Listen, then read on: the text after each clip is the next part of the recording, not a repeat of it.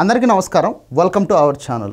తెలంగాణ రాష్ట్ర సమితి తెలుగుదేశం పార్టీ నుంచి బయటికి వచ్చి సొంత కుంపటి పెట్టుకున్నటువంటి కేసీఆర్ సొంత పార్టీ. ఆ పార్టీ తొలి నుంచి ఎప్పుడైతే పార్టీ ఫార్మేషన్ జరిగిందో అప్పటి నుంచి నేటి వరకు ఆంధ్ర మీద, ఆంధ్ర ప్రజల మీద, ఆంధ్ర వ్యాపారస్తుల మీద, ఆంధ్ర రాజకీయ నాయకుల మీద, రాజకీయాల మీద, ముఖ్యంగా తెలుగుదేశం పార్టీ మీద, తెలుగుదేశం పార్టీ నాయకుల మీద అవాకులు చవాకులు పేలుతూ వాళ్ళందరినీ ద్రోహులుగా, నేరస్తులుగా, ప్రజా కంటకులుగా చిత్రీకరిస్తూ తెలంగాణ రాష్ట్రంలో ప్రజల యొక్క మనసుల్ని, మెదళ్ళని పూర్తిగా నాశనం చేస్తూ ఎదిగినటువంటి రాజకీయ పార్టీ.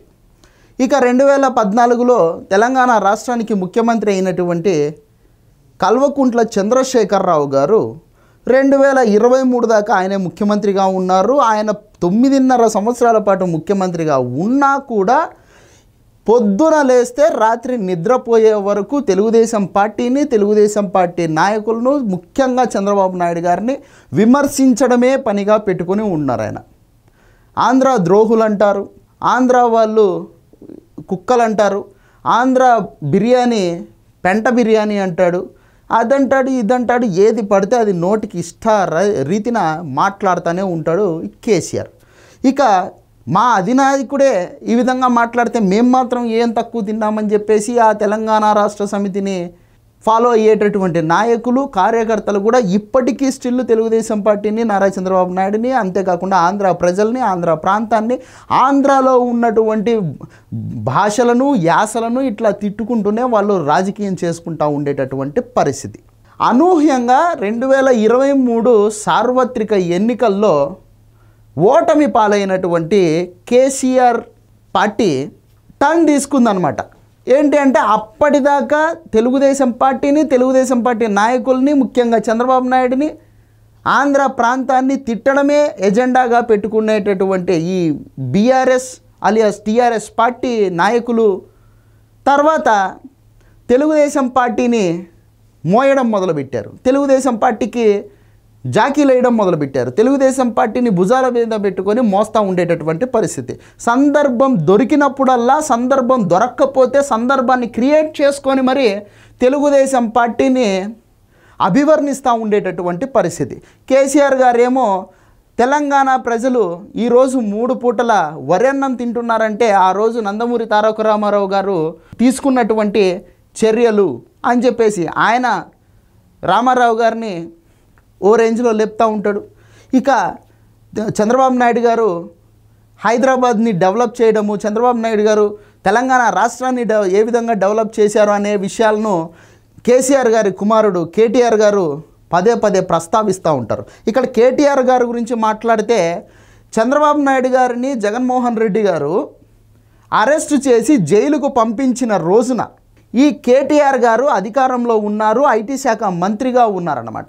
ఆయన ఒక స్టాండప్ కామెడీ షోని ఉదాహరణగా తీసుకుంటూ ఆయన చేసినటువంటి పోస్ట్ అనేది తెలుగు ప్రజల్ని చాలా అంటే చాలా బాధకు గురి చేసింది, వాళ్ళ మనోభావాల్ని దెబ్బతీసింది. ఎందుకంటే రాష్ట్రాలుగా విడిపోయి ఉండొచ్చు కాక, కానీ 9 సంవత్సరాలు ఉమ్మడి రాష్ట్రానికి ముఖ్యమంత్రిగా పనిచేసి హైదరాబాద్ సిటీని, హైదరాబాద్ నగరాన్ని విశ్వనగరంగా తయారు చేసేటటువంటి ప్రక్రియకి ఫౌండేషన్ వేసినటువంటి నారా చంద్రబాబు నాయుడు గారికి ఆ రోజు ఆంధ్రప్రదేశ్ రాష్ట్రంలో జగన్మోహన్ రెడ్డి గారు ఆ విధంగా అనుచితంగా ప్రవర్తిస్తే ప్రజలంతా బాధపడతా ఉండేటటువంటి సమయంలో ఈ కేటీఆర్ పాపం ఆయనకు నోటిదూలు ఎక్కువ అనమాట. నోటిదూల అండ్ చేతిదూలు ఎక్కువ.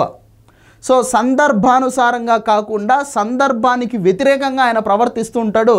తద్వారా తెలుగు ప్రజల యొక్క ఆగ్రహానికి గురవ్వడం జరిగింది. ముఖ్యంగా తెలంగాణ రాష్ట్రంలో చంద్రబాబు నాయుడు గారిని అభిమానించేటటువంటి వాళ్ళు తెలుగుదేశం పార్టీ కార్యకర్తలు ఇప్పటికీ సుమారు 12 నుంచి 14% ఓటర్లు ఉన్నారు. కాబట్టి వాళ్ళంతా బీఆర్ఎస్ పార్టీకి 2023 ఎలక్షన్లలో సహాయ నిరాకరణ చేయడం జరిగింది. ఇక ఏ విధంగా అయితే ఈ హైదరాబాద్ సిటీలో ఈ టెక్కీస్ అంతా, ఈ ఐటీ ఫీల్డ్లో ఉండేటటువంటి వాళ్ళు, అంతేకాకుండా చంద్రబాబు నాయుడు గారిని అభిమానించేటటువంటి వాళ్ళు, అభిమానులంతా ఈ జగన్మోహన్ రెడ్డి గారు చేసినటువంటి ఈ అరెస్టు పర్వానికి వ్యతిరేకంగా వాళ్ళు పోరాటం చేస్తూ ఉంటే, ఇదే నోటిదోల కేటీఆర్ మీ రాష్ట్రంలోకి వెళ్ళి చేసుకోండి, మా రాష్ట్రంలో మీరు చేయాల్సినటువంటి అవసరం లేదని చెప్పి మాట్లాడినటువంటి సందర్భం, ఆ మాటలు కూడా మరింత తీవ్ర ఆగ్రహావేశాలకు గురి చేసింది ప్రజల్ని. సో డ్యామేజ్ ఏ విధంగా జరిగిందనేది పక్కన పెడితే మొత్తానికైతే తీవ్రమైనటువంటి డ్యామేజ్ జరిగింది. తెలంగాణ రాష్ట్రంలో కాంగ్రెస్ ప్రభుత్వం ఏర్పాటయ్యింది. ఇక అక్కడి నుంచి మళ్ళీ తెలుగుదేశం పార్టీ కార్యకర్తలను, తెలుగుదేశం పార్టీని అభిమానించేటటువంటి అభిమానులను, సానుభూతి పరులను, అలాగే తెలంగాణ రాష్ట్రంలో ఉన్నటువంటి ఈ 12-14% ఓటర్లను, తెలుగుదేశం పార్టీకి ఇప్పటికీ స్టాండర్డ్గా ఉన్నారు 12 నుంచి 14% మంది ఓటర్లు. ఆ ఓటర్లందరినీ ప్రసన్నం చేసుకునేటటువంటి కార్యక్రమానికైతే బీఆర్ఎస్ పార్టీ శ్రీకారం చుట్టింది. సో ఆబ్వియస్లీ బీఆర్ఎస్ పార్టీ అంటేనే తెలుగుదేశం పార్టీకి బీ టీమ్ అని చెప్పేసి ఒక ముద్ర పడిపోయింది. ఎందుకంటే ఆ పార్టీలో ఉన్నటువంటి నాయకుల్లో దాదాపు 78% మంది నాయకులు, ఇంక్లూడింగ్ కేసీఆర్ గారితో సహా, వీళ్ళంతా తెలుగుదేశం పార్టీ నాయకులే. కాబట్టి ఎలాగో తెలుగుదేశం అనేటటువంటి చెట్టు కింద నుంచి బయటికి వచ్చిన వాళ్ళే కాబట్టి అదొక ప్లస్ పాయింట్ కూడా అవుతుంది. కొంచెం ఆగ్రహంతో ఉన్నారు తెలుగుదేశం పార్టీ కార్యకర్తలు. సో వాళ్ళందరినీ ప్రసన్నం చేసుకుందామని చెప్పేసి ఎన్టీ రామారావు గారిని, నారా చంద్రబాబు నాయుడు గారిని, అంతేకాకుండా తెలుగుదేశం పార్టీని, వాళ్ళు చేసినటువంటి మంచి పనులని, వాళ్ళు తీసుకొచ్చినటువంటి గొప్ప గొప్ప సంస్కరణలే, అంతేకాకుండా వాళ్ళు చేసినటువంటి అభివృద్ధిని ప్రతి దాన్ని కూడా ఇప్పుడు వల్లవేస్తూ ఉండేటటువంటి పరిస్థితి బీఆర్ఎస్ పార్టీ వాళ్ళనమాట. ఇక మీరంతా ఒక లెక్క అయితే, నేను ఇంకొక రకంగా మాట్లాడతాను, ఇంకొక రకంగా నేను లేపుతాను తెలుగుదేశం పార్టీ అని హరీష్ రావు గారు కూడా మొదలుపెట్టడం జరిగిందనమాట. హరీష్ రావు గారు ఏమంటారంటే, గతంలో నందమూరి తారక రామారావు గారు అసెంబ్లీకి వెళ్ళలేదు, ఓడిపోయిన తర్వాత ఆయన అసెంబ్లీకి వెళ్ళలేదు. రీజన్ ఏంటి అంటే, ఇక్కడ హరీష్ రావు గారు ప్రస్తావించలేదు కానీ, బట్ కారణం అయితే చెప్పాలి. ఎందుకు వెళ్ళలేదు నందమూరి తారక రామారావు గారు అంటే, 1991లో రాజీవ్ గాంధీ హత్య జరిగిన తర్వాత ఈ కాంగ్రెస్ పార్టీకి సంబంధించినటువంటి గూండాలు, కాంగ్రెస్ పార్టీకి సంబంధించినటువంటి రౌడీలు, కార్యకర్తలు తెలుగుదేశం పార్టీకి సంబంధించినటువంటి నాయకుల యొక్క ఆస్తుల మీద విపరీతంగా దాడులకు పాల్పడి ధ్వంసం చేశారు. దానికి నిరసనగా ఆయన అసెంబ్లీకి కొద్ది రోజులు వెళ్ళలేదు. ఆ తర్వాత జమ్మలమడుగులో అప్పుడు తెలుగుదేశం పార్టీ తరఫున ఎమ్మెల్యేగా ఉన్నటువంటి శివారెడ్డిని కాంగ్రెస్ పార్టీ వాళ్ళు హత్య చేయడం జరిగింది. దానికి కూడా నిరసనగా రామారావు గారు అసెంబ్లీని బాయ్కట్ చేయడం జరిగింది. ఇక ఆయన అప్పటికే అనారోగ్య సమస్యలతో బాధపడుతూ ఉన్నారు. సో తద్వారా ఆ 4 సంవత్సరాల పాటు ఆయన అసెంబ్లీని బాయ్కట్ చేయడం జరిగింది. ఇక చంద్రబాబు నాయుడు గారిని కూడా ప్రస్తావిస్తూ హరీష్ రావు గారు ఏమంటారంటే, జగన్మోహన్ రెడ్డి గారు ముఖ్యమంత్రిగా ఉండగా చంద్రబాబు నాయుడు గారు కూడా అసెంబ్లీని బాయ్కట్ చేశారు అని చెప్పేసి మాట్లాడుతూ ఉన్నాడు ఈ అగ్గిపెట్టె వీరుడు హరీష్ రావు. హరీష్ రావు గారికి మేం చెప్పేది ఏంటంటే, అయ్యా హరీష్ రావు గారు, 2019లో చంద్రబాబు నాయుడు గారు ఓడిపోయిన తర్వాత దమ్ముగా, ధైర్యంగా అసెంబ్లీకి 2.5 సంవత్సరాల పాటు వెళ్ళారు. మీరు కావాలంటే అసెంబ్లీ సెషన్స్ ఉంటాయి, అవి కావాలంటే మీరు చూసుకోవచ్చు, యూట్యూబ్లలో చాలా బాగా దొరుకుతాయి. ఏ రోజైతే నిండు సభలో 151 మంది దుశ్శాసనులంతా చేరి ఒక్క నారా చంద్రబాబు నాయుడు గారిని ఏకాకిని చేసి ఆయన సతీమణి భువనేశ్వరి గారిని అవమానించారో ఆ రోజు ఆయన శపథం చేశారు, ఇది కౌరవ సభ లాగుంది, ఇది గౌరవ సభ అయితే కానే కాదు, నేను మళ్ళీ ముఖ్యమంత్రిగా ప్రమాణం స్వీకారం చేసి ఈ రాష్ట్ర శాసనసభను గౌరవ సభగా మార్చిన తర్వాతనే అసెంబ్లీలోకి అడుగు పెడతాను అని చెప్పి ఆయన శపథం చేయడం జరిగింది. దాన్ని నెరవేర్చుకుని తర్వాత ఆయన ముఖ్యమంత్రిగా ఆ సభలోకి అడుగు పెట్టడం జరిగింది. ఇక రామారావు గారికి ఆరోగ్య సమస్యలు ఉన్నాయి, చంద్రబాబు నాయుడు గారికి అవమానం జరిగింది కాబట్టి ఆయన బాయ్కట్ చేశారు. మరి కేసీఆర్ గారికి ఏం తక్కువైంది, ఏం చేశారో? ఆయనకు ప్రతిపక్ష హోదా ఉంది. ఇటువైపు జగన్మోహన్ రెడ్డి కన్నా కనీసం ప్రతిపక్ష హోదా లేదు. అదొక సాకుగా చూపించుకొని జగన్మోహన్ రెడ్డి గారు బాయ్కట్ చేయడానికి అదొక సాకు అయితే దొరికింది. కేసీఆర్ గారికి ఏమో క్యాబినెట్ హోదా ఉండిపోయా, ప్రతిపక్ష హోదా ఉండిపోయా, మాజీ ముఖ్యమంత్రిగా ఆయనకంటూ ఒక గౌరవం ఉండిపోయా. మరి ఎందుకు శాసనసభకి వెళ్ళట్లేదు? మీ రీజన్స్ మీరు ఎన్నైనా చెప్పచ్చు.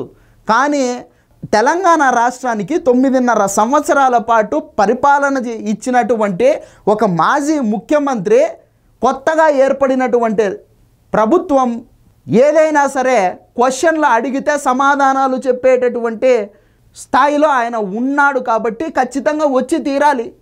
కొత్త ప్రభుత్వం ఏదైనా నిర్ణయాలు, ప్రజా వ్యతిరేక నిర్ణయాలు తీసుకుంటే దాన్ని ఖండించాలి.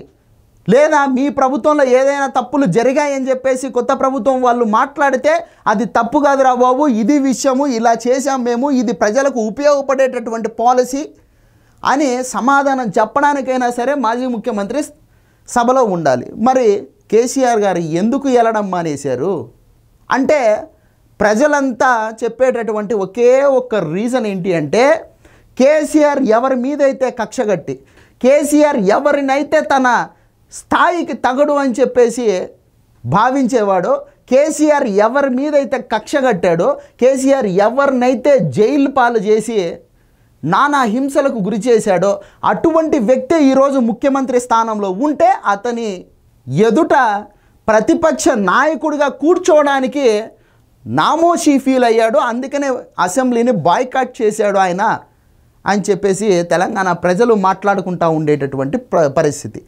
సెంట్రల్ గవర్నమెంట్తో కొట్లాడి తెలంగాణను తీసుకొచ్చాను అని చెప్పేసి చెప్పుకునేటటువంటి కేసీఆర్ గారు తన తెలంగాణ రాష్ట్రానికే చెందినటువంటి తన ప్రత్యర్థిని ఎదుర్కోలేకపోవడమా అని చెప్పేసి నవ్వుకుంటూ ఉన్నారు సోషల్ మీడియాలో. సో మీకు వీలైతే మీ మేనమామ గారికి అసెంబ్లీకి రండి మామ అని చెప్పేసి మీరు చెప్పండి హరీష్ రావు గారు. అంతేగాని గొప్ప గొప్ప నాయకులు వాళ్ళందరినీ తీసుకొని వచ్చి ఉదాహరణగా చూపించి తప్పించుకునే ప్రయత్నం అయితే చేయాల్సినటువంటి అవసరం లేదు. సో ఇది వీడియో. ఈ వీడియో నచ్చితే లైక్ చేయండి, సబ్స్క్రైబ్ చేయండి, షేర్ చేయడం మాత్రం మర్చిపోదు. Thank you.